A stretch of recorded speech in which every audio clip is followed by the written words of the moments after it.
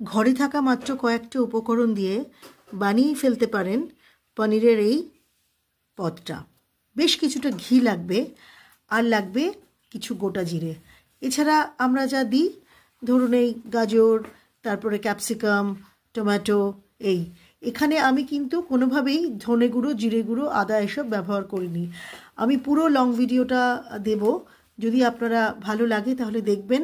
আশা করি আপনারা এটা বানাতে পারেন, এবং বানালে আমার মনে হয় ছোট বড় সকলেরই ভালো লাগবে। আর খুব মজাদার রান্না, খুব চটপট হয়েও যাবে আর খুব টেস্টিও। খালি একটা কথা মনে রাখতে হবে, যেরকম কেকে যদি মাখনের কার্পণ্য করেন তাহলে কেকটা সেরকম ভালো হবে না, বা পায়েসে যদি চিনি, কাজু, কিশমিশ বা দুধটা কম হলে বা গোবিন্দভোগ চাল ছাড়া যেরকম সেটা ভালো লাগবে না, ঠিক সেরকমই পনিরের এই রেসিপিটা করতে গেলে কিন্তু প্রাণ ভরে ঘি দিতে হবে। সর্ষের তেল বা সাদা তেল একদমই ব্যবহার